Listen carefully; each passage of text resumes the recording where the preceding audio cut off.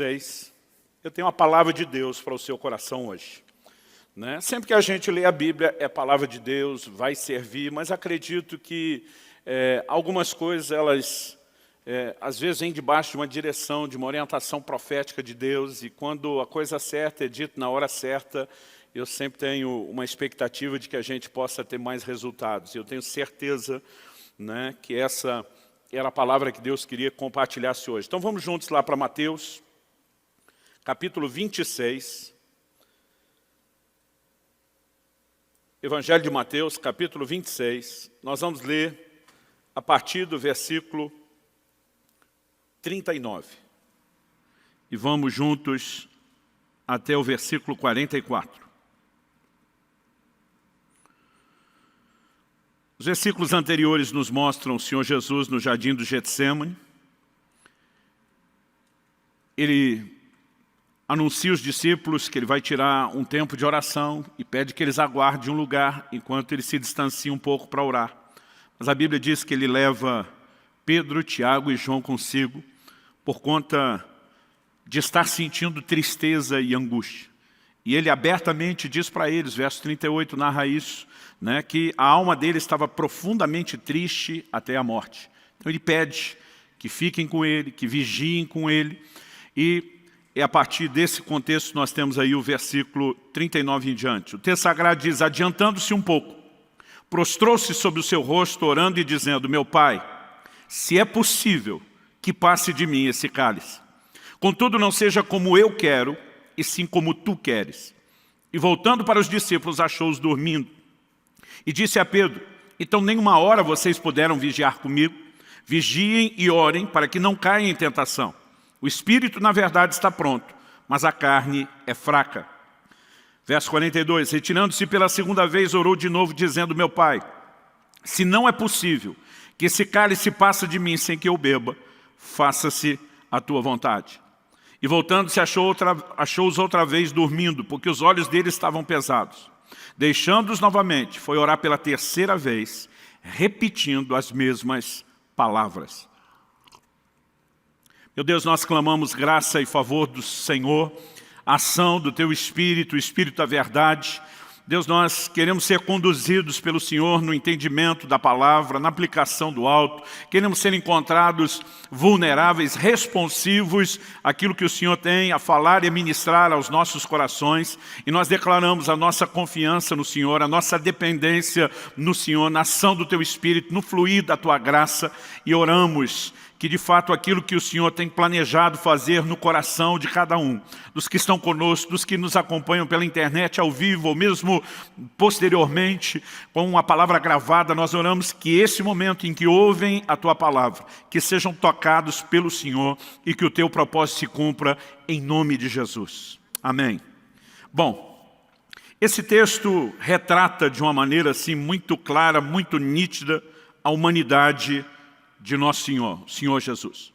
É importante que você entenda, o livro de Filipenses nos diz lá no capítulo 2, que Cristo, subsistindo na forma de Deus, não teve o ser igual a Deus, algo ao qual ele deveria se aferrar, se prender. A Bíblia diz, mas ele esvaziou-se a si mesmo. E assumindo a forma humana, foi obediente, obediente até a morte, e morte de cruz. Então, o texto de Filipenses não apenas mostra o retrato da disposição de Jesus de obedecer até a morte, mas também fala a respeito de um Deus que se esvaziou de si mesmo para assumir a forma humana. Essa expressão esvaziou-se não significa que ele deixou de ser Deus em essência, como identidade. No entanto, ele assume a forma humana. E Cristo anda, caminha e vive nessa terra como um homem. Ele não usou atributos exclusivos da divindade. Alguns atributos de Deus que são comunicáveis, outros são exclusivos, incomunicáveis. Entre eles, a onipotência, a onipresença, a onisciência. A palavra oni significa todo. Onipresente é todo presente. Onisciente conhece tudo. Onipotente tem todo o poder. E Jesus não usou esses atributos. Ele estava limitado a um corpo. Ele ia a uma cidade de cada vez, então ele não usou a onipresença. Ele também não usou a onisciência. A Bíblia diz que ele crescia em sabedoria e conhecimento diante de Deus e diante dos homens. Muitas vezes nós não conseguimos imaginar isso, Mas a criança em casa precisou aprender as primeiras palavras pelo método comum que eu e você passamos, de repetição. Né? Não é porque era Deus que já na manjedoura ele estava citando todos os textos da Bíblia de cor enquanto bebê. Muitas vezes nós temos dificuldade de imaginar esse aspecto humano. Jesus também não usou onipotência. Atos 10, 38 diz que Deus ungiu a Jesus de Nazaré com Espírito Santo e poder, o qual andou por toda parte, fazendo bem e curando a todos os oprimidos do diabo, porque Deus era com ele. O texto não diz porque ele era Deus, porque Deus era com ele, ungido com o poder do Espírito Santo. Se os milagres que Jesus operou tivessem sido operados como Deus, então não faria sentido ele dizer, quem crê em mim fará as obras que eu faço e até maiores. Porque se ele tivesse feito como Deus, nós não poderíamos fazer nem o mesmo que dizer qualquer coisa maior. Mas ele agiu como homem ungido pelo Espírito Santo. E há momentos claros nos evangelhos, onde essa humanidade vai sendo destacada.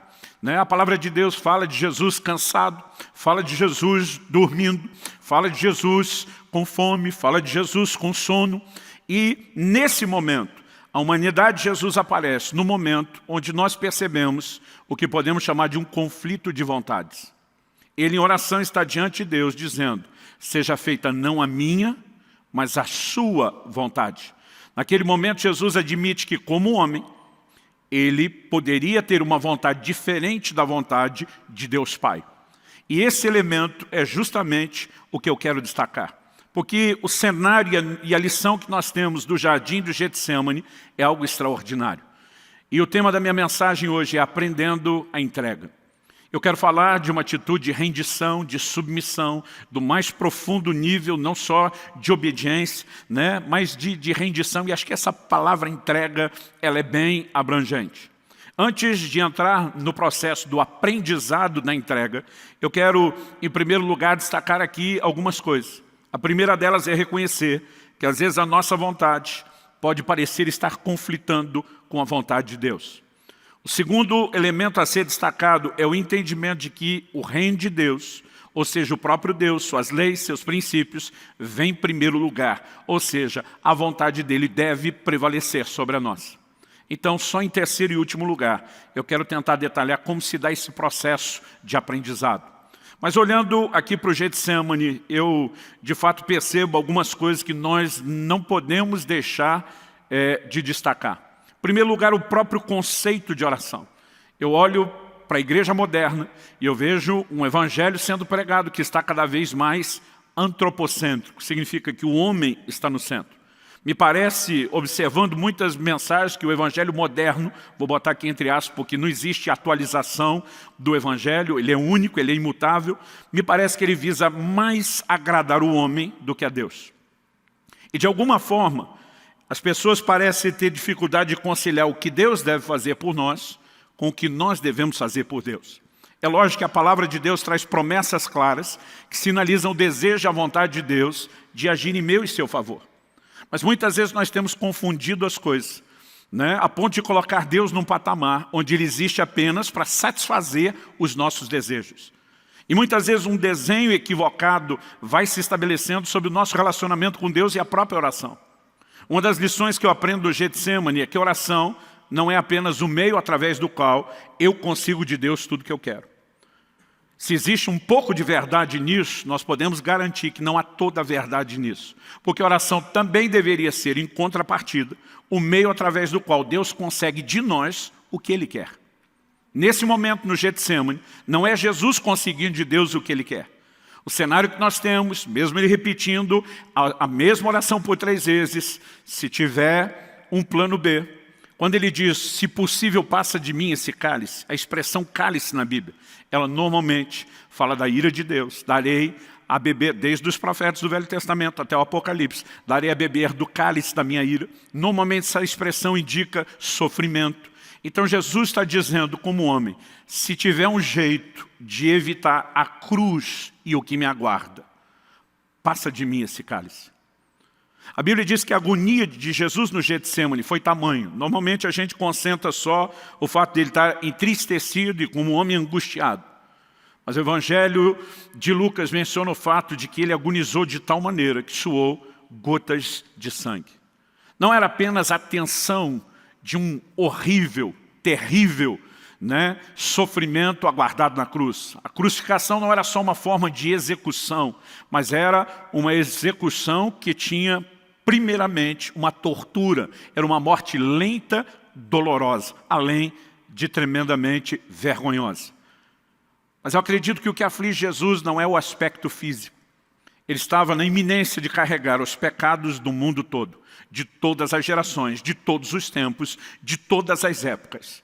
E diante de Deus ele está dizendo, se tiver um jeito da gente conseguir, né, escapar do cálice, no entanto, que não prevaleça a minha, mas prevaleça a sua vontade. A palavra de Deus, ao destacar Jesus não apenas deixando a forma divina, mas assumindo a forma humana, ainda fala dele na condição de homem, indo ao mais profundo nível de entrega e obediência.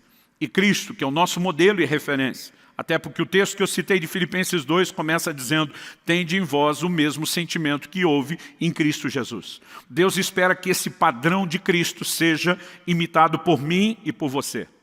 Então, numa época onde se parece falar mais do que Deus tem que fazer pelo homem e muito pouco do que o homem tem que fazer por Deus, eu quero contrabalancear e falar um pouquinho da nossa responsabilidade para com Deus. Então, em primeiro lugar, eu vou destacar aqui primeiro esse conflito de vontades. Embora a lição do Getsêmani seja sobre a rendição final de Jesus, ela nos mostra inicialmente um conflito de vontade. Se eu puder, eu gostaria de escapar. É lógico que a sua vontade é que precisa estabelecer-se. E quando falamos desse conflito de vontade, a nossa vontade versus a vontade de Deus, alguns textos, além de Mateus 26, me vem à mente. Eu quero mencionar só mais dois, porque algumas lições importantes, né? Quando a gente quer pensar o que a Bíblia diz sobre isso.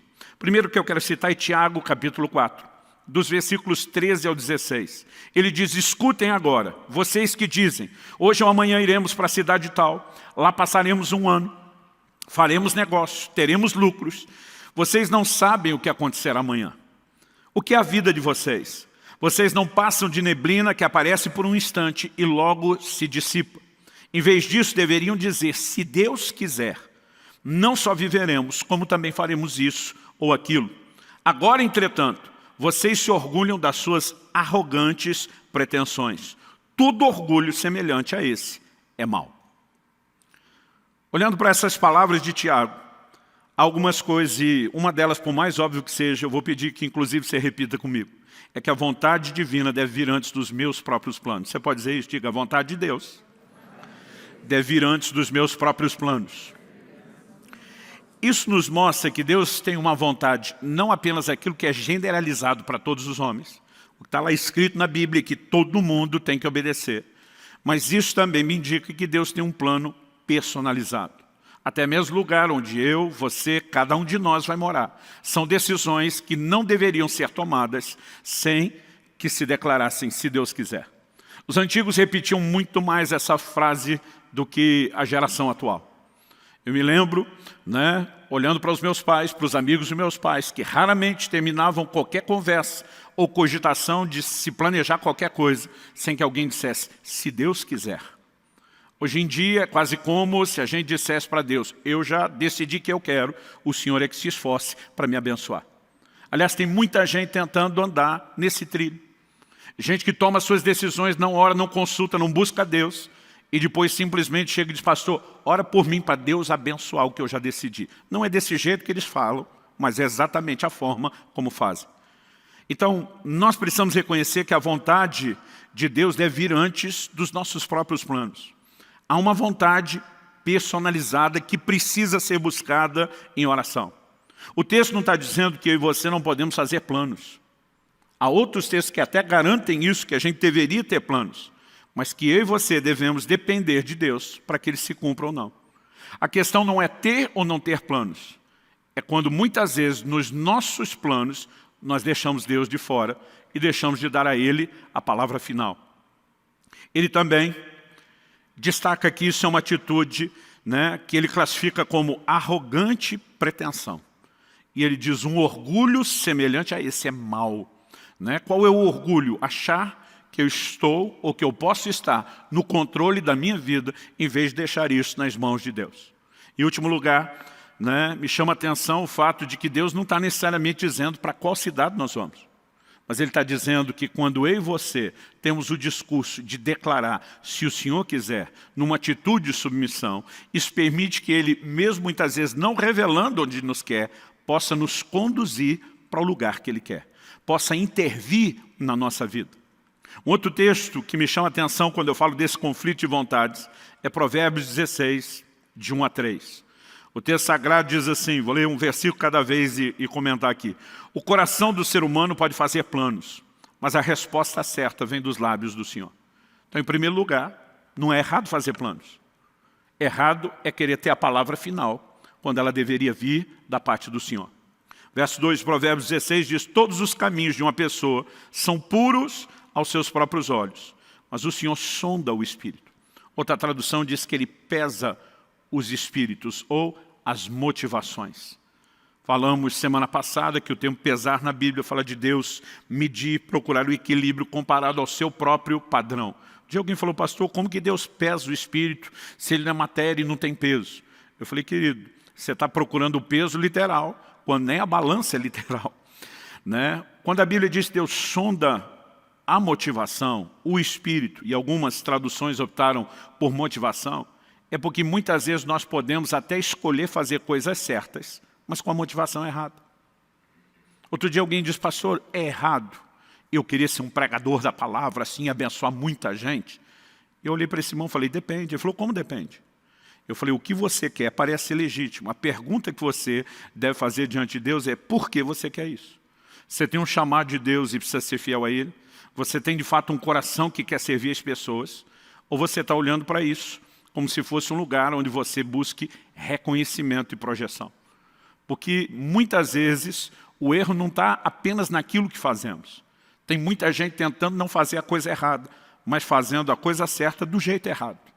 Então a Bíblia diz que há momentos onde eu e você não conseguimos discernir. Quando o texto diz que todas as coisas são puras aos nossos olhos, muitas vezes nós tomamos decisões sem sequer imaginar qual pode ser o desfecho.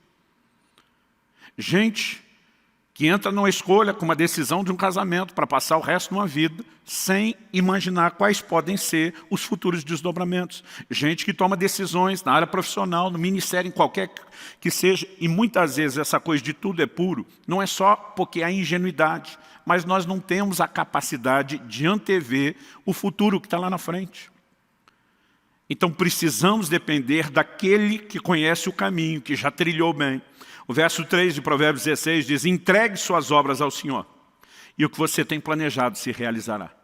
Em outras palavras, Deus está dizendo, não é que eu quero abortar ou avacalhar seus planos. Mas se você me colocar à frente, até boa parte daquilo que você planejou, pode ter a garantia de eu te conduzir da forma correta a esse lugar. Fato é que nós precisamos entender a importância de viver nesse lugar. Então, Deus deixa o homem planejar, embora ele espera ter a palavra final. Ele pesa as motivações, porque muitas vezes nós estamos tentando só avaliar o que será feito, mas Ele também vai agir através da entrega.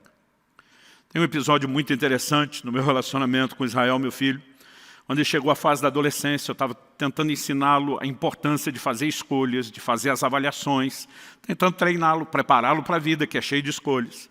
E ele me trouxe uma situação, falou, pai, estou muito indeciso se eu faço isso ou aquilo. Eu falei, filho, o que você quer fazer? Eu falei, pai, como assim? Eu vim perguntar para você. Eu falei, agora estou te perguntando de volta. O que você gostaria? O que você quer escolher? E por que você escolheria? Ele parou, pensou um pouco, depois ele olhou para mim e falou, não, pai. Eu que vou reformular a pergunta. Pai, o que você quer que eu queira? E aquilo me incomodou. Eu falei, não, filho. Eu estou justamente tentando te ensinar que você tem que fazer as suas escolhas. Eu não posso viver escolhendo por você. Ele falou, pai, eu sei disso. Mas ele falou, não sou bobo. O senhor já fez algumas dessas escolhas, talvez até errado, já aprendeu com elas. O senhor já transitou por alguns desses caminhos. E por que eu tenho que ficar arriscando se eu posso recorrer a uma fonte como o senhor e confiar em você? Olhei para ele e falei, você não é bobo mesmo. Sabe, querido, muitas vezes, e muitas vezes mesmo orando, Eu lembro daquela frase do Israel e eu digo para Deus, o que o Senhor quer que eu queira? O Senhor me deu livre-arbítrio, o Senhor me deu direito de escolha. Isso não significa que eu preciso ignorar os seus conselhos ou deixar de buscar a sua vontade. Quem está entendendo, diga amém. Não é apenas em momentos onde há conflito, em momentos onde nós nem conhecemos. Bom, vamos pular a etapa do conflito de vontades e dizer por que não podemos deixar o conflito de vontades acontecer. E por que a semelhança de Cristo precisamos dizer, apesar de honestamente ser essa a minha vontade, eu me submeto à tua e oro para que a tua vontade seja feita. Há uma premissa que deve reger todo o nosso relacionamento com Deus, é que o próprio Deus e o seu reino precisa vir em primeiro lugar. Vou esperar que pelo menos um dissesse um amém aí. Jesus diz em Mateus 6,33, busque em primeiro lugar o reino de Deus e a sua justiça, e as demais coisas serão acrescentadas. Você sabe quais eram as demais coisas que ele estava falando? Se você olhar os versículos anteriores, Jesus está falando de necessidades básicas. O que vamos comer, o que vamos beber, o que vamos vestir. E diz, não preocupa com isso. Em outras palavras, antes de se preocupar com a sua subsistência, foque em colocar o reino de Deus antes de você e antes das suas necessidades básicas. O problema é que muitos de nós queremos viver no reino sem a premissa do reino, de que o próprio Deus precisa ocupar o primeiro lugar, de que o próprio Deus vem antes. Quanto custa o reino de Deus? Eu gosto sempre de repetir isso. De acordo com Jesus, o reino de Deus custa tudo que você tem. E às vezes quando eu falo essa frase, principalmente para essa nova geração, que é contra qualquer expressão de sacrifício, de compromisso, que tudo está feito e pronto, eles dizem, não, é pela graça. Eu digo, mas não é de graça. Pela graça significa que nada que você faz te fará um merecedor. O crédito é todo de Deus e da obra de Cristo Jesus. Isso não significa que você não tem que fazer absolutamente nada. Quando a gente fala que o reino de Deus custa tudo, é só olhar o ensino de Jesus. Mateus capítulo 13.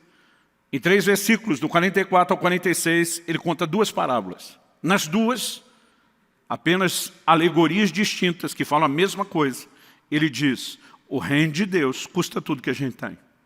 Pastor, está escrito desse jeito? Não, bem parecido. Jesus diz, o reino de Deus é semelhante ao homem que encontrou um tesouro escondido no campo. Movido de alegria, vai e vende tudo o que tem para adquirir o campo. A figura é de que o campo com tesouro representa o reino. Quanto custa o reino? Tudo que tem. Depois Jesus diz, o reino de Deus é semelhante a um negociante que encontrou uma pérola de grande valor. Ele também vai e vende tudo que tem para adquirir a pérola. É sempre um tesouro que vale mais do que tudo que nós temos, a ponto de desistirmos de qualquer outra coisa para termos aquilo. Isso fala da natureza de prioridade que o reino de Deus precisa ocupar no meu e no seu coração. Pastor, o senhor está querendo dizer que eu compro minha entrada no reino de Deus? Não, você não compra nada. Você foi comprado, não é você que compra. A Bíblia diz que Deus em Cristo Jesus realizou uma obra de redenção, de resgate, ou seja, Ele nos comprou pelo seu sangue. Então não é a gente que compra, nós somos comprados. Mas pastor, se eu fui comprado já, por que é que custa o que eu tenho?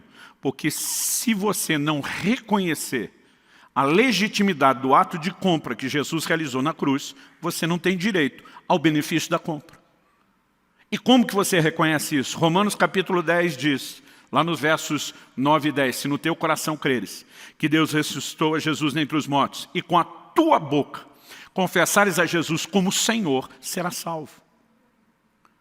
Agora, interessante que a Bíblia diz que a gente tem que confessar Jesus Senhor.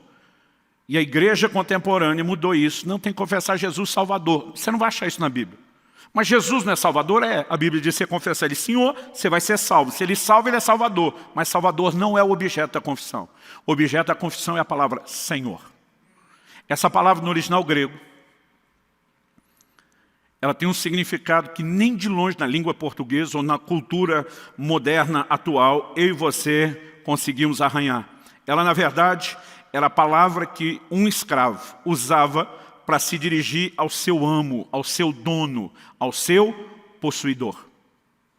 Ou seja, o máximo que eu e você temos na nossa cultura é mera e simplesmente o filho talvez dizendo para o pai de uma forma respeitosa, sim senhor, ou alguém dentro da cadeia de comando, com uma patente militar mais alta, batendo continência, dizendo sim senhor, muito mais um tom de respeito ou de uma suave submissão. Essa palavra, curios, no original grego, como eu disse, era usada somente a alguém que possuía, que era dono da pessoa. Então, o que a Bíblia está dizendo, que traz salvação para mim e para você, não é apenas reconhecer o sacrifício, a morte e a ressurreição de Jesus. Isso a gente crê, mas é confessá-lo Senhor. Ao confessá-lo Senhor, nós estamos dizendo, todo o controle da minha vida passou às suas mãos no dia que você me comprou pelo sacrifício da cruz. Essa confissão é uma forma de nos curvarmos diante dele e dizer, eu me rendo ao seu senhorio, eu aceito que você é meu dono, que você comprou o que eu sou, o que eu serei, o que eu tenho um dia terei. E ao reconhecer a legitimidade do ato de compra, você está desistindo de tudo. Então o reino de Deus não custa tudo porque você compra, custa porque você tem que abrir mão de tudo e colocá-lo em primeiro lugar, reconhecendo que Ele é o seu dono e dono de tudo. Não há evangelho sem esse reconhecimento. Agora, nós temos muitas vezes tentado viver um padrão onde parece que as pessoas estão invertendo as posições. Alguns parecem que acreditam que eles são senhores, que eles dão a ordem e comando e que Deus é que é o servo para ficar obedecendo e mimando a gente em tudo. Me entenda bem. Eu não estou falando que Deus não vai responder orações. Ele disse que a gente poderia pedir o que quiséssemos. Não estou negando que há um aspecto da oração onde a gente consegue de Deus o que a gente quer. O que nós não podemos é desbalancear. E deixar de acreditar que quem é Senhor é Ele e quem é servo somos nós. Nós não podemos desbalancear e deixar de entender que também na oração nós encontramos esse lugar e esse ambiente de rendição para que a vontade dEle é que se cumpra. Na oração modelo, que nós apelidamos de Pai Nosso, o Senhor Jesus nos ensinou a dizer, venha o teu reino, teu governo, venha ser rei sobre nossas vidas, seja feita a tua vontade. A oração é um dos caminhos pelos quais eu e você nos submetemos a Deus. Em Lucas, no capítulo 14, se você for rápido de endereço, abre lá, eu gostaria que você acompanhasse comigo. Nós vamos começar no versículo 25. Lucas 14, 25. Nesse texto, o Senhor Jesus, de uma forma assim muito clara, ele pontua o que significa ser seu discípulo. O verso 25 começa dizendo, grandes multidões acompanhavam a Jesus, e ele voltando-se lhes disse. Antes de falar do que ele disse, deixa eu fazer uma observação. Quando você estiver lendo os evangelhos, e perceber que a Bíblia destaca que tem muita gente, grandes multidões, você vai perceber que de forma recorrente, Jesus para e diz, deixa eu explicar para vocês como que a coisa funciona. É quase como se ele dissesse, pelo tanto de gente aqui, eu acho que vocês não entenderam. Não significa que ele não quer as multidões. Significa que ele sabe como funciona o coração e a natureza do homem. Ele está olhando para eles e dizer, deixa eu explicar. Porque pode ser que alguns de vocês não entenderam o que estão procurando. Então ele entra no verso 26 dizendo, se alguém vem a mim, e não me ama mais do que ama seu pai, sua mãe, sua mulher, os filhos, seus irmãos, suas irmãs e até a própria vida, não pode ser meu discípulo. Em outras palavras, Jesus está dizendo, ou você me põe à frente de tudo e de todos, inclusive de você, ou você não pode ser meu discípulo. Ele não está dizendo que tem um discípulo muito bom e tem um outro nível que é o discípulo meia boca, mais ou menos. Ele está dizendo, ou você me põe à frente de tudo e eu me torno a pessoa mais importante, mais amada, o centro e a prioridade da sua vida, ou você não pode ser meu discípulo. Aí ele continua no verso 27, e quem não tomar sua cruz e vier após mim, não pode ser meu discípulo. Então ele está aqui basicamente dizendo, quanto custa ser um discípulo? Aí ele entra nos versículos 28 até o 30, com uma parábola, e depois no 31 e no 32 com a segunda parábola. As duas têm o mesmo significado. As duas falam que ninguém deve se lançar um empreendimento sem primeiro calcular quanto custa para ver se pode chegar até o final. Ele diz na primeira, pois qual de vocês, pretendendo construir uma torre, não se senta primeiro para calcular a despesa e verificar se tem os meios para concluir? Para não acontecer que, tendo lançado os alicerces e não podendo terminar a construção, todos os que a virem zombem dele, dizendo, esse homem começou a construir e não pode acabar. Do que Jesus está falando? De orçamento, planejamento financeiro? Sim, só como exemplo. A mensagem não é como eu e você devemos cuidar da nossa vida material e financeira. Ele pega essa lógica e aplica isso como um exemplo para algo que é espiritual. Verso 31 e 32. Ou qual é o rei que indo para combater outro rei, não se senta primeiro para calcular se com 10.000 homens poderá enfrentar o que vem contra ele com 20.000. Caso contrário, estando outro ainda longe, envia-lhe uma embaixada pedindo condições de paz. Os dois textos dizem, calcula o custo do empreendimento. Se achar que não dá conta, vaza, nem começa o empreendimento. Do que é que Jesus está falando? Olha o verso 33, onde ele arremata. Assim, pois, semelhantemente, igualmente, da mesma forma, da mesma maneira. Agora Jesus vai trazer a aplicação da figura. Assim, pois, qualquer um de vocês que não renuncia a tudo que tem, não pode ser meu discípulo. Quanto custa o reino de Deus? Tudo que você tem. E sabe o que Deus espera? Que cada um de nós calcule exatamente, ponha na ponta do lápis, quanto custa ser discípulo dele. Em outras palavras, ele está dizendo, se você acha que não pode viver esse nível de senhorio, aonde ocupe esse lugar de prioridade, você nem deveria começar, ou tentar começar essa jornada. Pastor, não me falaram isso o dia que eu me converti. Deveria ter lido as letrinhas pequenas do contrato. Se o gerente do banco não te mostrou, você deveria ter lido. Meus queridos, servir a Cristo ou ser um discípulo de Cristo é muito mais do que um dia erguer a mão, ir no apelo, frequentar cultos. Nós precisamos permitir que Ele tenha governo pleno das nossas vidas. Quem está entendendo, diga amém. E sabe, nós jamais vamos entender ou poder discutir esse conflito de vontade se não entendemos o reino de Deus, o próprio Deus, em primeiro lugar. E se Ele está em primeiro lugar, e se Ele de fato ocupa esse papel, então nós devemos a Ele plena submissão. Faz sentido para você? Bom, e se de fato as coisas são assim, o que nós devemos a Ele é essa plena submissão, rendição. E isso é o ponto que eu quero explorar agora. A entrega, esse nível de rendição, não é algo automático.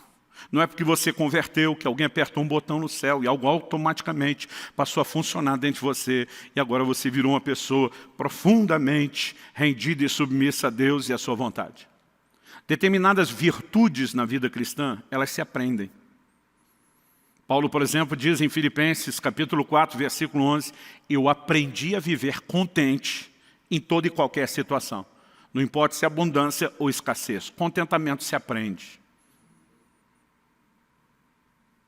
Não, pastor, eu nasci de novo, tem que ter o contentamento dentro de mim. Não, você aprende.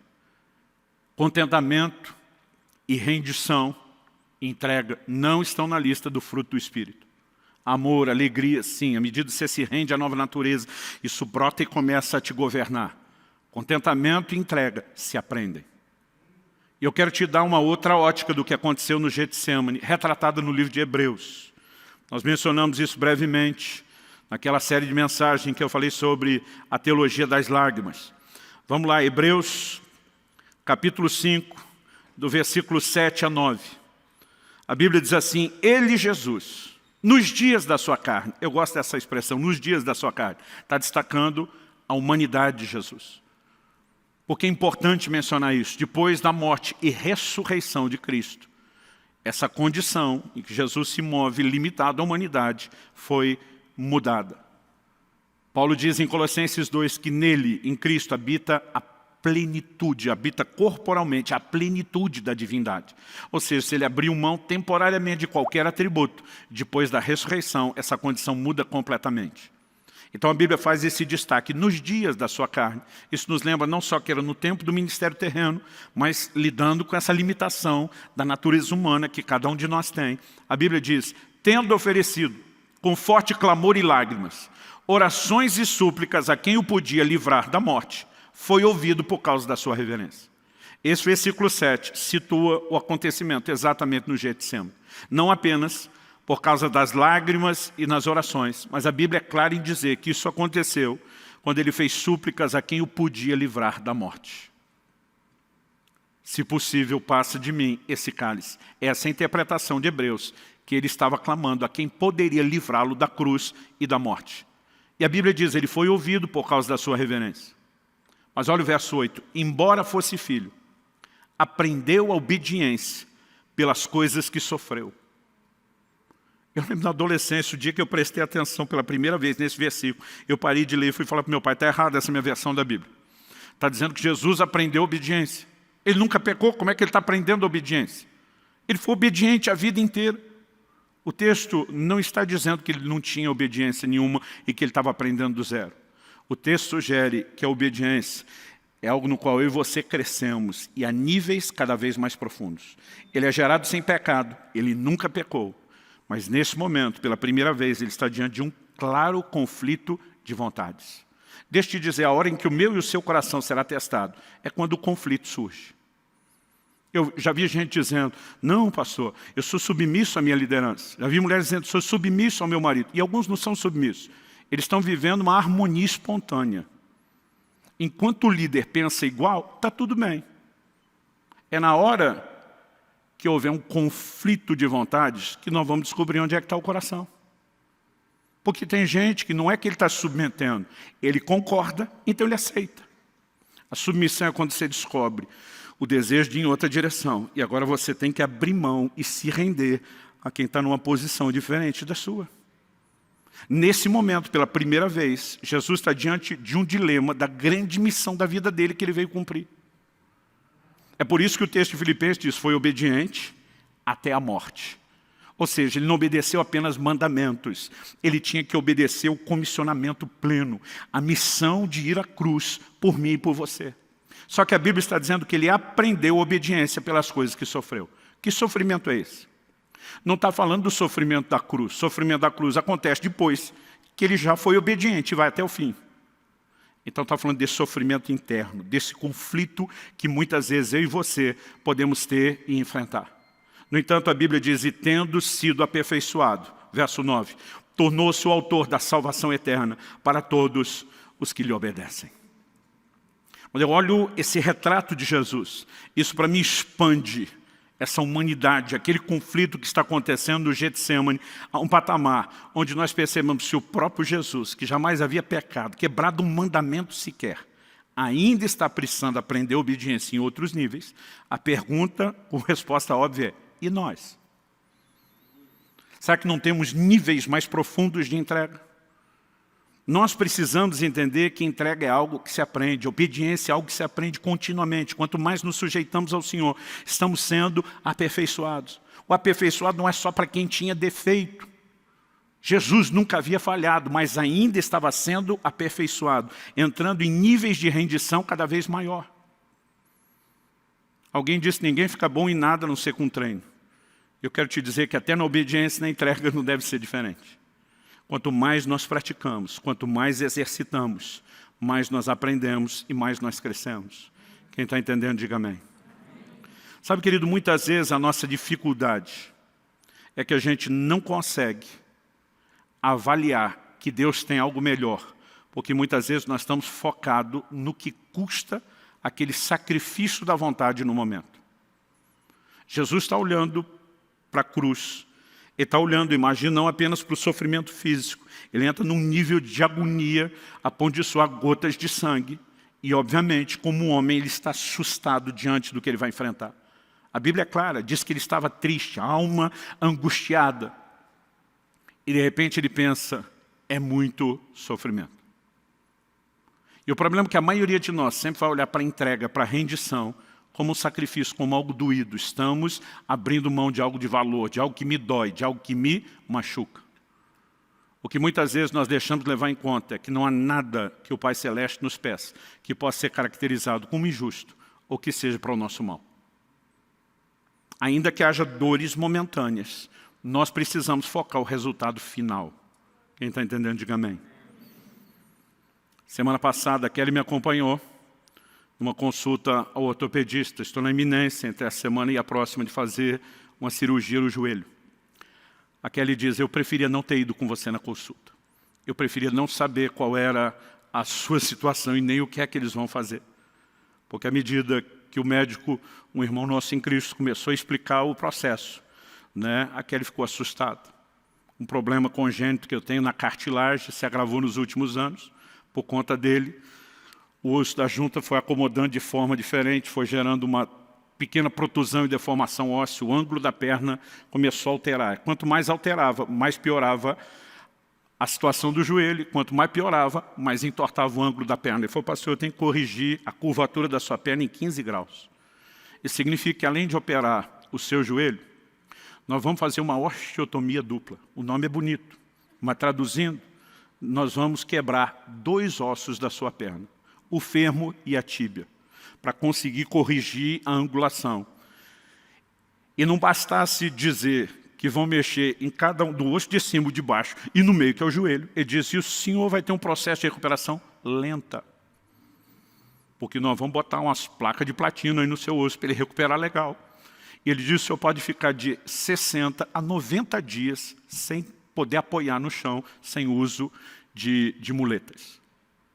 E de repente eu levo um susto, imaginando, vai quebrar aqui, vai quebrar ali, vai arrumar isso, vai parafusar aqueles negócios, não vou poder pisar. Eu falei, eu vou ficar parado durante 2 a 3 meses? Ele falou, não, pastor, 2 semanas de cama, no máximo 3. O senhor pode pregar na igreja, senta numa banqueta, chega de muleta, mas pisar no chão, apoiar, pode levar de 60 a 90 dias. Quando nós saímos, e a Kelly começou a valorizar o assunto, eu comecei a ficar assustado. Eu falei, nem eu tinha pensado, parece que era uma brincadeira até agora. E eu comecei a ficar meio tenso com aquele negócio. Até que encontrei alguém, fui contar o que ia fazer. A pessoa olhou para mim e ela simplificou com uma frase. Ela disse, pastor, basicamente é aquele negócio, piorar para melhorar, não é? E de repente pensa numa frase simples que alinhou tudo. Eu falei, eu sei o que isso me custou até agora. É melhor piorar um pouco agora e ficar bom depois, do que, em nome do não vou piorar um pouquinho e ficar ruim para sempre. E dentro de mim as coisas se resolveu, bora fazer a cirurgia. Por que eu estou dizendo isso? A maioria de nós não entende o que vem depois da entrega, o que vem depois da rendição. A Bíblia diz não apenas que Jesus foi aperfeiçoado, não apenas que ele aprendeu a obediência, mas se tornou autor de eterna salvação para todos. A questão é o que vem depois. E muitas vezes a gente assusta olhando só para aquilo que está na nossa frente e não consegue enxergar o que vem depois. Eu vou, pastor, o senhor quer poder voltar a se exercitar, ter uma vida normal, passar o resto dos seus anos pregando tranquilo? Eu falei, quero. Ele falou, então olha lá para frente. E aí você precisamos entender o que vem depois. Não há ninguém que tenha praticado entrega e você olhe nas Escrituras e diga, não se deu bem. Pastor, e aqueles mártires que se renderam a ponto de morrer? O livro de Hebreus diz que muitos deles não aceitaram o seu livramento. Não é que não poderiam ter um livramento, não quiseram. Disseram para Deus, nós não vamos usar o crédito. A Bíblia diz, porque visava uma superior ressurreição. Quando eu e você nos encontramos, a recompensa da entrega aqui, pode ter certeza que ela vem depois. Anos atrás, eu quero terminar com isso. Ouvi o pastor Francisco, nosso querido Chicão, chamo ele de Chicão, antigamente chamava de Pai Chico, alguns falam, pastor, parece pai de santo, é melhor não usar esse nome. Mas Francisco pregou uma mensagem no momento de crise, daquelas que ele senta na frente da gente, prega para a gente. E ele me falou, olha, daqui a alguns anos, eu não tinha filhos ainda na época, ele falou, daqui a alguns anos você vai entender melhor, que talvez uma das maiores expressões de entrega é quando você lê na Bíblia pais que entregaram os próprios filhos. Quando você for pai, você vai descobrir que não tem nada tão valioso, tão precioso para a gente como os filhos. Eu falei, por que você está dizendo isso? Ele falou, eu quero te citar 3 exemplos de pais que entregaram os seus filhos em contextos diferentes, que é o maior nível de entrega que se pode fazer. O próprio Deus, quando vai expressar o seu amor, a Bíblia diz que Deus amou o mundo de tal maneira que deu seu filho. E de Gênesis 22, 2, Deus pede a Abraão. Deus diz a Abraão, pega o seu filho, seu único filho, o filho que você ama. Mas eu digo para Deus, precisava judiar do velhinho desse jeito?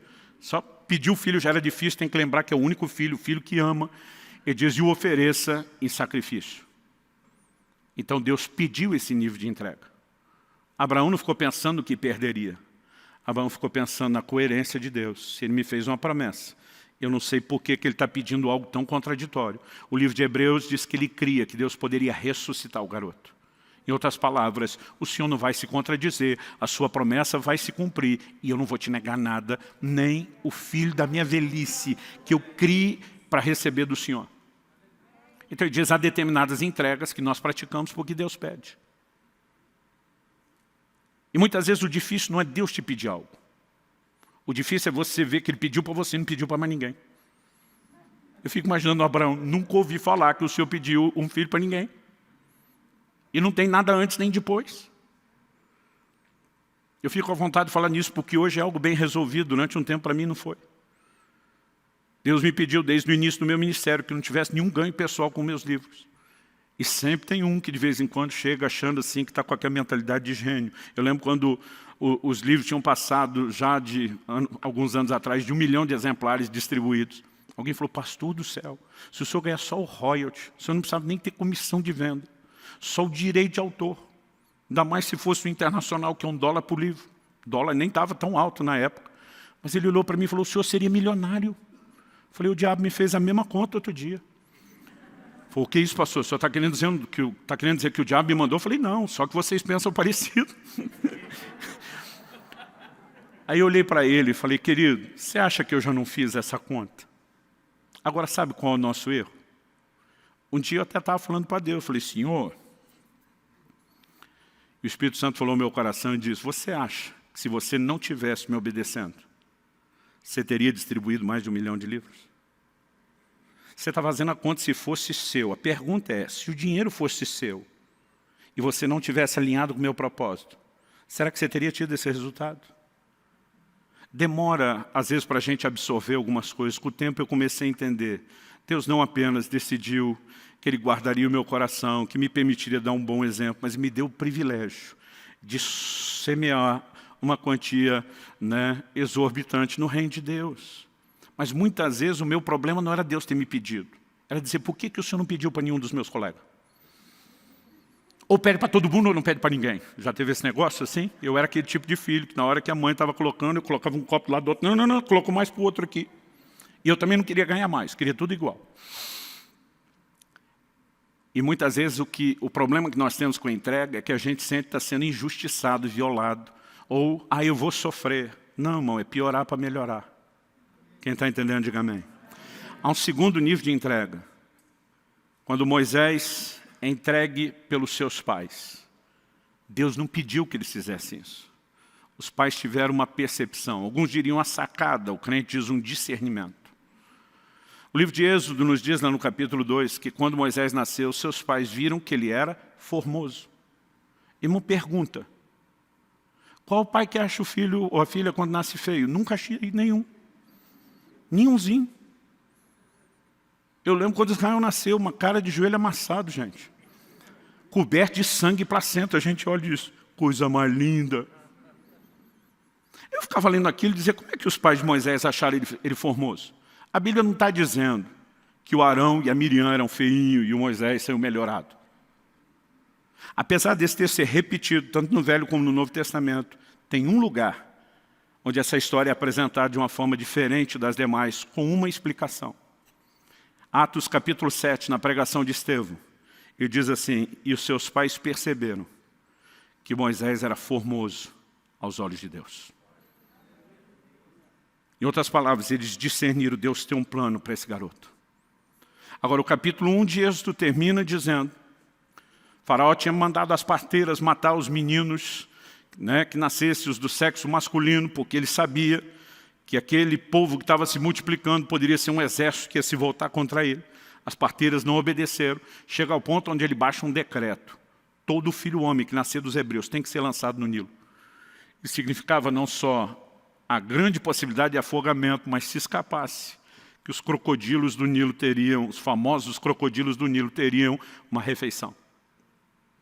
Os pais de Moisés, eu brinco, aproveitaram uma brecha da lei. O faraó mandou colocar no Nilo, não disse exatamente como fazer.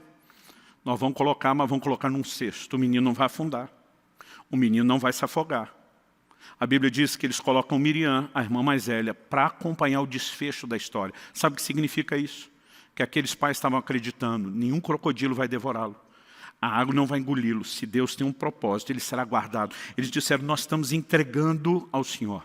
Nós confiamos no Senhor.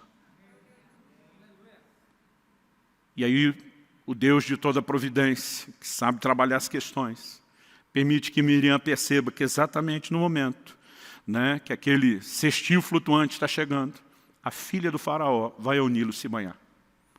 E quando vê aquele cestinho, não sei se o menino estava chorando ou se ela só foi espiar, mas ela, quando se depara com aquele garoto, não é apenas o instinto materno, aquela coisa das mulheres. Imagine se fosse alguém do interior do Paraná dizendo, mãezinha, não é apenas algo natural fisgando o coração daquela mulher, é o propósito de Deus. Naquele momento, ela diz, essa criança foi rejeitada pelos hebreus. Eu vou cuidar dela. Miriam se apresenta e diz, a senhora precisa de ajuda? Quer uma indicação de uma ama de leite? E a mãe que antes não poderia cuidar, foi paga para amamentar e cuidar do menino até que ele fosse encaminhado para o próprio palácio. Lá, Moisés seria treinado com toda a cultura dos egípcios, para no futuro ser um grande estadista. Não é irônico Deus fazer o inimigo financiar o libertador? Não existe um cenário que você encontra na Bíblia de gente praticando a entrega, onde o desfecho seja ruim. Pode ser doloroso no início, mas é piorar para melhorar. A terceira ilustração que o Francisco me deu é quando Ana, mulher de Eucana, mãe de Samuel, entrega o filho ao Senhor. E diz, Deus pediu para a mulher. Eu falei, não. Então ela está no nível dos pais de Moisés. Entregou para o que quis. Ele falou, também não. Eu falei, como também não? Foi ela que disse para Deus, se o Senhor me der um filho, eu te dou de volta. Deus não pediu, ela que quis. Ele falou, não. Lê direito o texto.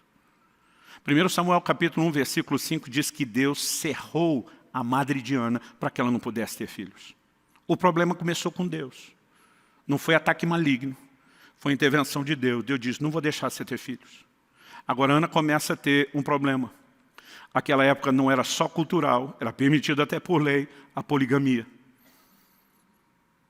E Eucana, o marido de Ana, tem uma outra mulher, Penina, que era aquela rival, nível profissional para praticar o bullying. A mulher era uma procriadora de mão cheia. Tinha dado uma penca de filho para o marido. E, naquele contexto cultural, uma mulher que não gerava, não procriava, ela era considerada alguém sem valor. Eucana, um homem nobre de respeito, ama a Ana, trata ela bem, mas ela vive debaixo daquela humilhação. Um dia ela não aguenta, ela vai diante de Deus e diz, se o Senhor me der um filho, eu te dou o filho de volta. O que ela está dizendo? Não é nem o filho, eu quero esfregar na cara dessa miserável que zomba de mim todo dia, eu quero pelo menos um gol de honra. Já teve esse negócio? Você está jogando, perdendo de goleada, você diz, tem que ter um gol de honra, mesmo que a gente não ganhe. Naquele momento ela está dizendo, eu nem quero menino, eu só quero ter um filho. Eu te dou ele de volta. Deus olha para ela e diz, negócio fechado. E o Deus que fechou a madre agora, abre. Qual esse tipo de entrega? É aquela que Deus provoca. E não pediu de forma direta. Ana não se prontificou também voluntariamente, mas Deus diz, vou apertar uns botões para fazer a coisa acontecer. Sabe, querido, eu vejo extremos. Gente que fala da providência de Deus como se tudo fosse predeterminação divina, o homem não tem escolha e participação nenhuma. Mas gente que vai para outro extremo e acredita que porque nós temos livre-arbítrio não existe mais providência divina. Embora Deus não violente a vontade, Ele sabe provocá-la. Quando a Bíblia diz em Romanos 2 que a bondade de Deus conduz ao arrependimento, Deus vai mexendo em circunstâncias à nossa volta, tentando fazer com que decisões sejam avaliadas. Quando você olha a história do filho pródigo, é alguém que depois que perdeu tudo, caiu em si. E de repente ele repensa, o que é que eu estou fazendo? E ele tem a chance de tomar a decisão correta. E eu quero te dizer que há situações onde Deus vai provocar determinados níveis de entrega. Nos dias de Jonas, Nínive, capital da Síria, estava para ser destruído. Eles eram considerados homens terríveis, cruéis. Não apenas o tipo de pecado que praticavam como civilização, a forma como tratavam, desde os prisioneiros de guerra e tudo. E Deus diz, Jonas, vai pregar para Nínive que se arrependa. Se eles não se arrependerem, eu vou destruir. Jonas diz, agora eu não vou. O que eu quero é que o Senhor destrua. Vai que eu prego, ele se arrepende, e o Senhor tem misericórdia deles, não destrói, eu quero que destrua. João diz, não vou, não vou, não vou. E a Bíblia diz que ele pegou um navio para fugir da presença do Senhor. Como se Deus não estivesse em toda parte. Eu acredito que esse fugir não era só de onde Deus está, mas é da possibilidade de chegar logo e dizer, eu vou é para o lado de lá.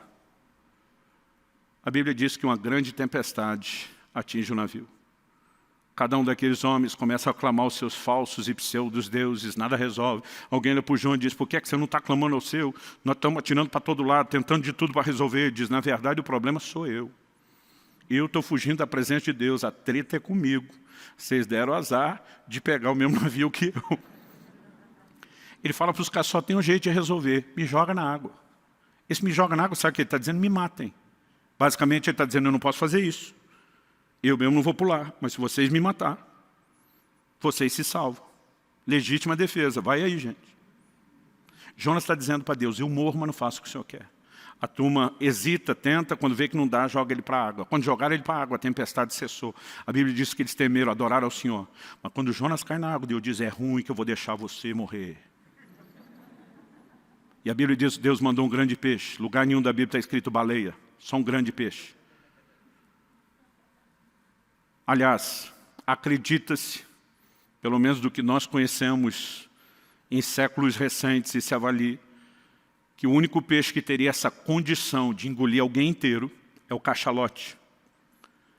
Há relatos de gente que foi encontrada inteira, apesar de morta, dentro de um cachalote, né, que foi pescado. E há relatos de gente encontrada viva ainda dentro do peixe.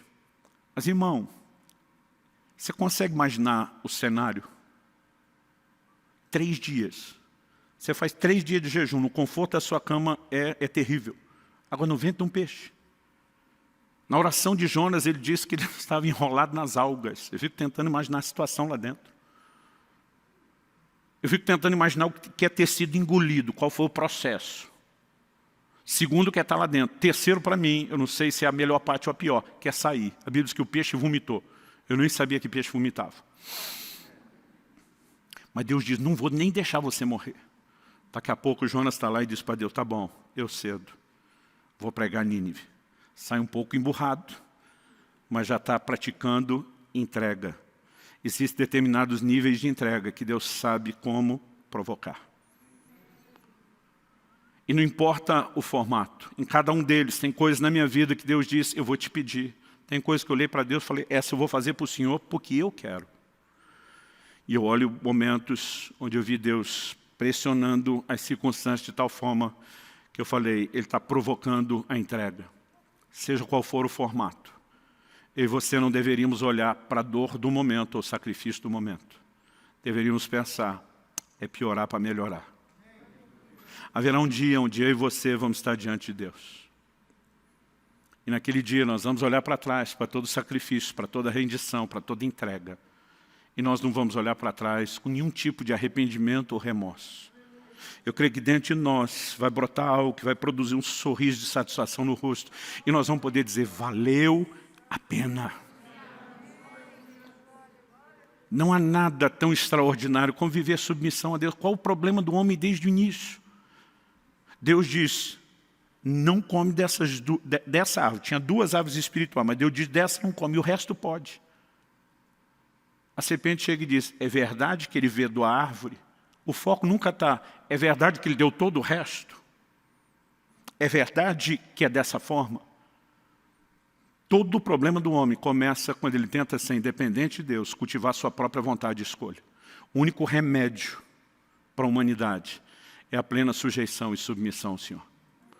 1 de Pedro, capítulo 1, verso 2, a Bíblia diz que nós fomos eleitos, não apenas para a santificação do Espírito, não apenas para a aspersão do sangue, mas a Bíblia diz para a obediência. Não existe um cristianismo destituído de obediência, de rendição ou de entrega. E se eu e você tentarmos viver qualquer coisa distinta disso, não é o Evangelho. Eu sei que eu estou falando aqui de algo, como eu falei, de aprendizado. O próprio Jesus começou o ministério, diz a Bíblia, aos 30 anos. Ele tem pelo menos 3 Páscoas. Alguns acreditam em 4 Páscoas. Né? Eu particularmente estou nesse time, que daria mais ou menos uns 3 anos e meio de ministério. Ou seja, Jesus, aos 33 anos, ainda estava aprendendo a obediência, embora tenha praticado desde o início. Há determinados níveis que eu e você vamos precisar de tempo para alcançar a maturidade. Isso me faz lembrar de Jesus falando com Pedro em João 21. Eu queria que você já se colocasse em pé para parecer que está acabando. Em João 21, no verso 18, Jesus disse para Pedro, quando você era mais moço, e para mim aqui não é só idade cronológica, é maturidade, você cingia a si mesmo, você ia onde queria. Mas Jesus disse, quando fores mais velho, aqui também para mim não é só idade cronológica, é maturidade. e diz, ou te cingirá, te levará para onde não queres. Mas antes de falar, ou te cingirá, te levará para onde não queres, e diz assim, estenderás as mãos, olhe para cá. O verso 19 explica que esse estender as mãos era, disse isso para significar com que tipo de morte Pedro haveria de glorificar a Deus. Crucificação. Quando era criança, achava que só Jesus e os 2 bandidos é que foram crucificados, ninguém mais na terra. Demorou para eu descobrir, estudando história na escola, que o Império Romano crucificou incontáveis milhares de pessoas. Era uma das formas de execução, precedida, por tortura, mais comuns. Pedro tinha prometido para Jesus, por ti eu daria minha vida. Na primeira chance, ele vaza, nega Jesus, e ele mostrou que não tinha maturidade para esse nível de entrega. Jesus está olhando para ele, dizendo, Pedro, eu não estou olhando para a falha do passado, nem para a limitação do presente. Eu estou de olho no seu futuro. Você ainda vai chegar a um lugar profundo de rendição. Você vai ter uma outra oportunidade de morrer por mim, e quando ela chegar, você não vai mais lutar. Quando você era mais moço, você ia para onde queria, você era dono do próprio nariz. Mas Pedro, eu olho para você, eu sei que você vai chegar lá. E a tradição era a transmissão do ensino oral. Logo no primeiro século, as primeiras gerações de cristãos, muita coisa não foi escrita, ela era transmitida de forma verbal e passa a ser escrita no século seguinte. A tradição não é registro bíblico. Diz que Pedro não apenas foi crucificado, mas que na hora de ser crucificado teria dito, não sou digno de morrer como meu Senhor. E pediu que o crucificassem de cabeça para baixo. Aquele Pedro que antes não conseguia praticar um nível de entrega, cresceu, amadureceu. Paulo diz, quando eu era menino, eu falava com menino, agia com menino, pensava com menino.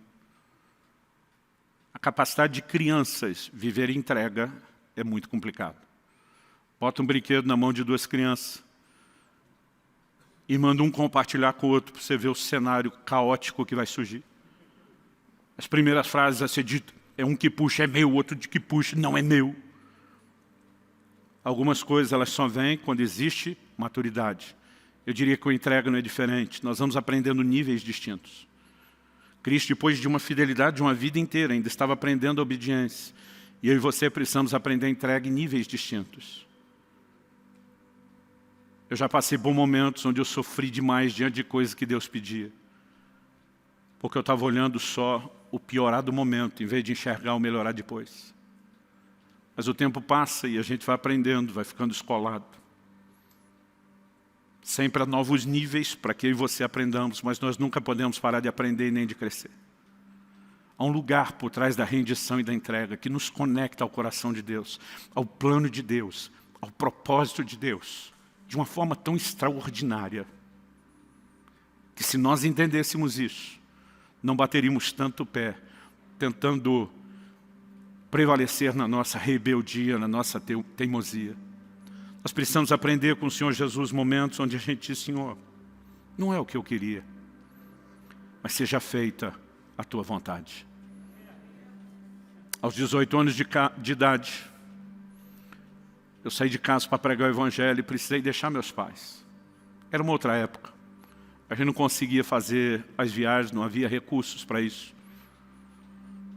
Comunicação era diferente. Os primeiros meses de namoro com a Kelly, a gente namorava por carta. E para os mais novos que não sabem o que é carta, é como se você escrevesse um e-mail, mas em vez de enviar, imprimisse e pedisse para alguém levar em mãos. Nós falávamos ao telefone depois da meia-noite, que interurbano era mais barato. Tem gente que nem sabe o que é interurbano, era ligação à distância.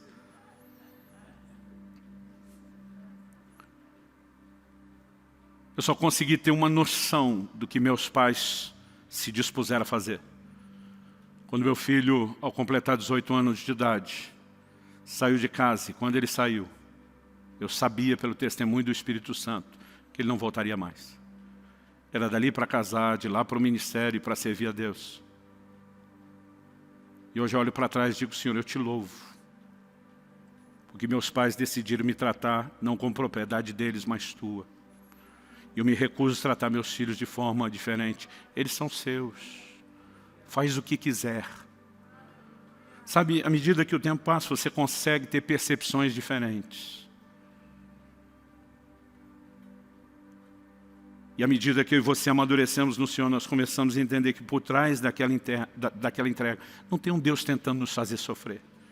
Tem um Deus tentando nos levar ao mais profundo nível de realização que alguém pode experimentar. Não há evangelho sem submissão plena, sem rendição, sem entrega. Não há. Chame isso de qualquer outra coisa, mas não de evangelho. E nessa noite, eu gostaria, enquanto os músicos ministram, que nós tirássemos um tempo de oração, reafirmando o senhorio de Jesus sobre as nossas vidas. Talvez no dia que você se converteu, você não tinha entendido 10% disso. Mas hoje eu quero que você reafirme: Senhor, hoje eu entendo quanto custa a torre. Eu quero declarar que eu não apenas voltaria lá atrás para dizer sim de novo, eu te digo sim hoje, daqui para frente, eu quero viver nesse lugar de rendição. Mas enquanto a maioria de nós vai reafirmar o senhorio de Jesus, talvez haja aqueles que precisam entregar sua vida a Cristo, ao controle pleno de Cristo pela primeira vez. O que você precisa não é apenas frequentar a igreja para as coisas melhorar, é deixar de ser o seu próprio dono e entregar o controle da sua vida nas mãos de Jesus, dizendo: você será o meu possuidor, o meu dono, e eu vou viver para te honrar. Isso é o Evangelho. Isso não apenas produzirá salvação eterna, mas mudará completamente o custo da nossa vida nessa terra. Talvez haja pessoas nesse auditório que precisam tomar essa decisão pela primeira vez, ou gente que se afastou e se desviou e precisa se reconciliar com Cristo. Talvez você que nos acompanha agora ao vivo, ou posteriormente ouvindo essa mensagem gravada, você pode tomar essa decisão exatamente agora, nesse momento. Eu creio que o Espírito Santo está chamando várias pessoas de uma forma única e singular. E você sabe que essa coisa apertando você aí dentro, o discurso de um homem não poderia produzir. Isso é o próprio Deus te chamando, te convidando ao arrependimento, à entrega, à rendição. Então eu quero que a gente faça duas coisas. Uma delas, enquanto eles estiverem ministrando aqui a canção, eu quero que a maioria não cante, pelo menos não depois de ter orado, e orado de uma forma assim significativa, com dedicação, reafirmando o senhorio de Cristo. Mas a outra coisa que eu quero fazer é dar aos que estão aqui presentes, a quem nos acompanha, poder fazer isso à distância, a oportunidade de entregar pela primeira vez ou de devolver nas mãos do Senhor o controle da sua vida, se você um dia se afastou dele. E nós queremos fazer isso aqui agora. Queremos fazer isso aqui agora, porque é a decisão mais importante da sua vida, isso não deveria ser protelado. Nós queremos orar com você que quer entregar a sua vida a Jesus ou reconciliar-se com o Senhor. E queremos te dar a oportunidade não só de receber a nossa oração, mas de poder fazer uma declaração pública sobre esse lugar de senhorio de Jesus. O próprio Cristo afirmou: aquele que me confessar diante dos homens, eu também o confessarei diante do meu Pai e dos anjos que estão nos céus. Mas em contrapartida ele também disse: quem me negar diante dos homens, eu também o negarei diante do meu Pai e dos anjos que estão nos céus. Portanto, sempre que a gente faz esse convite, nós fazemos em público, na frente de todo mundo, não para expor você. Na verdade, o que você tem aqui é uma torcida, é um auditório que está orando e torcendo por você, que vai celebrar e festejar a sua decisão, que vai te apoiar. Mas mesmo se não houvesse esse quadro favorável de todo mundo, ainda assim você precisaria da confissão pública. Ainda bem que você pode fazer isso num ambiente onde todo mundo está te entendendo, te apoiando e te encorajando. Alguém aqui hoje que quer tomar essa decisão de entregar sua vida a Jesus ou de se reconciliar com Ele? Talvez você diga: pastor, não é que eu me sentia desviado, mas eu acho que entendi o Evangelho mesmo é hoje. Eu acho que eu tenho que começar a partir de hoje. Alguém quer tomar essa decisão? Levante sua mão bem alto. Não se acanhe, não tenha vergonha.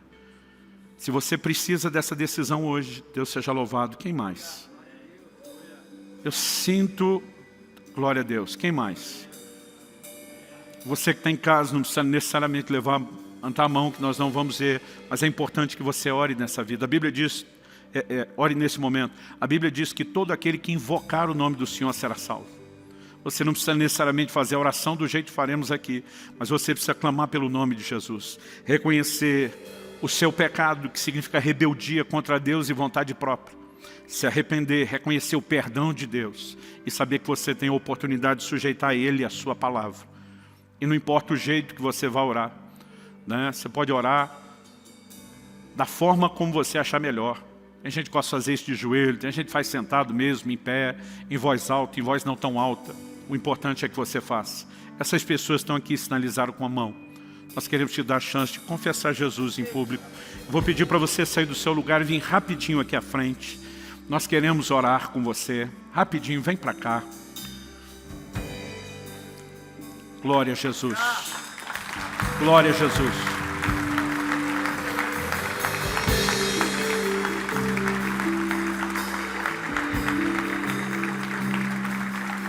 Há mais alguém? Mesmo se você não levantou a mão antes, se tem algo apertando o seu coração, talvez você nem esteja entendendo.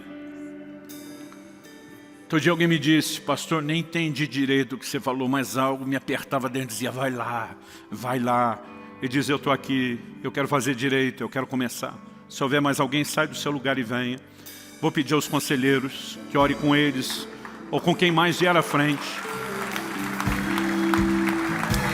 Glória a Jesus. Te damos glória, Jesus, te damos honra.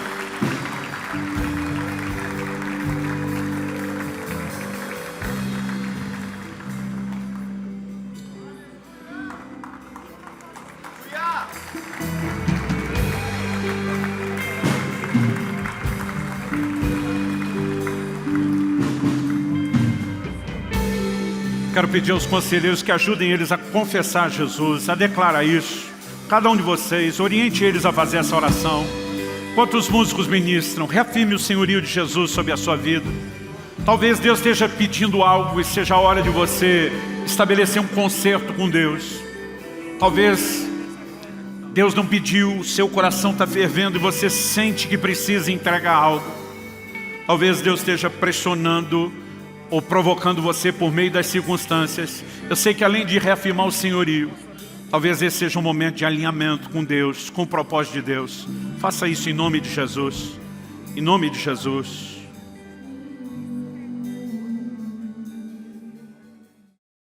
O teu nome, Senhor Jesus, pelo privilégio de viver não de forma autônoma, por conta própria, mas alinhados ao teu querer, à tua vontade, ao teu propósito.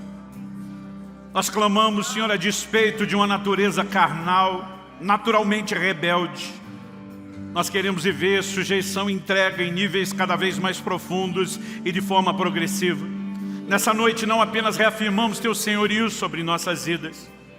Queremos de fato viver colocando o Senhor e o teu reino em primeiro lugar, levando a sério cada uma das tuas ordenanças que toca a todos nós, mas também atentos ao teu plano personalizado, aquilo que o Senhor deseja para cada um de nós.